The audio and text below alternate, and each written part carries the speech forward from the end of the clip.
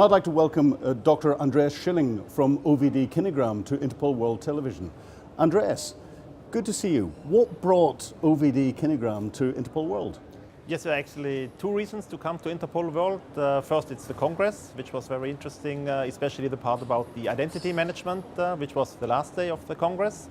And secondly, we have a booth here at the exhibition where we show one of our recent developments for document security applications, and of course also to view all the other exhibitors which show very interesting exhibitions and demonstrations which relate to our world of document security.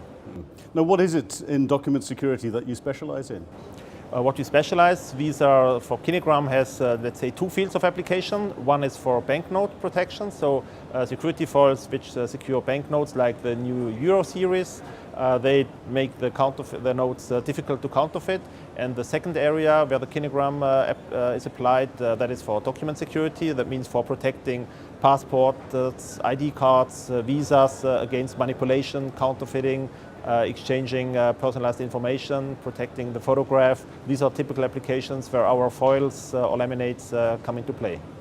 Now, we hear of new banknotes that are being brought out every day and they're supposedly unforgeable, and then a week or 2 weeks later we hear that forgeries have been found. How accurate are those reports, and who's winning, the forgers or yourselves who are protecting us? Yeah, that's correct. I mean, forgeries are always around. I think what's important that is to distinguish the two different types of forgeries that are made. There are typically these high-level counterfeits, professional counterfeits, and let's say the more hobby counterfeits. The real professional ones are really a minority. Only a few percent of the circulating counterfeits are professional ones. And what we do is we provide security foils which aim to protect these banknotes, and they are especially made for the general public. That means features which are easy to check, which are relatively intuitive to be viewed, like fine line animations or virtual 3D effects, very strong colorful effects. For example, on the new Euro series, there are it's a window integrated, a window which has different effects from the front side and the reverse side of the banknote, plus a transmission feature which you can see if you hold it up against the light. And these kind of features obviously make it quite difficult for counterfeiters to compete against. Now, a lot of documents now, especially travel documents, are going to be scanned electronically. Do your security features enhance the electronic checking of documents? Yes, that's actually a quite new development, and actually our demonstration at the booth here at Interpol World deals exactly with that. Because the Kinegram security device for documents is usually made for visual inspection. That means for a man who really checks the document itself and verifies this visual feature so that the document is authentic. And because these e-gates are now really widespread and machine-readable documents are becoming more and more important, we have actually now developed that the Kinegram is also being machine-read. So the same features which are visually checked by authorities or law enforcement can now be checked with standard document reading devices, how they are built into e-gates, for example. And the hardware is really the same, so only the software algorithms are specially made. And here we work with leading manufacturers of these document readers together, so that these security devices have two functions: manual inspection, like it was, plus additionally these machine authentication. Now, I've seen in some identity documents that there are RFID chips embedded in them. Do those keep people's identities and biometric identities and everything else secure, or are they a real threat?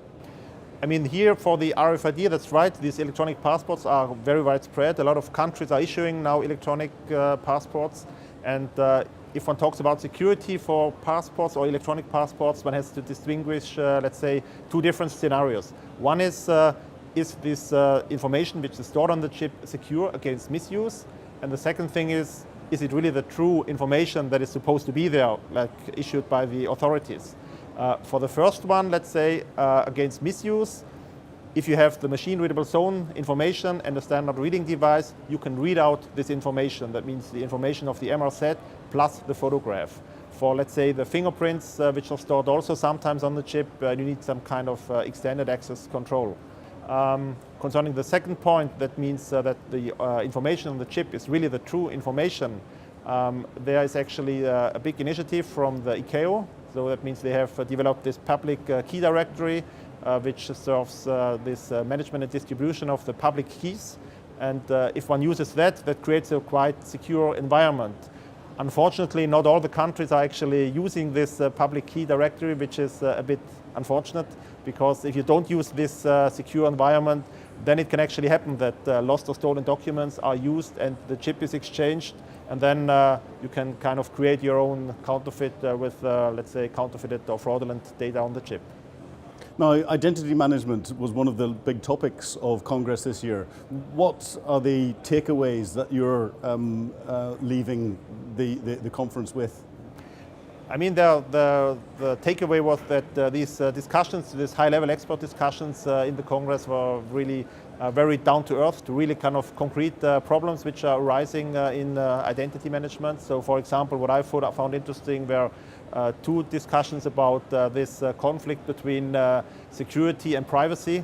So you have always to find a compromise, or people say there shouldn't be a compromise, but in all-day life one has to fight with that question. The same is true for this trade-off between security and convenience, because that's nowadays in many applications a real issue, because one can have perfect security, but then it's completely inconvenient, and to find the right way for real all-day life applications in airports, at border control, that people can use it, and that gives really very interesting discussions where one can see a little bit the trend where these developments are going.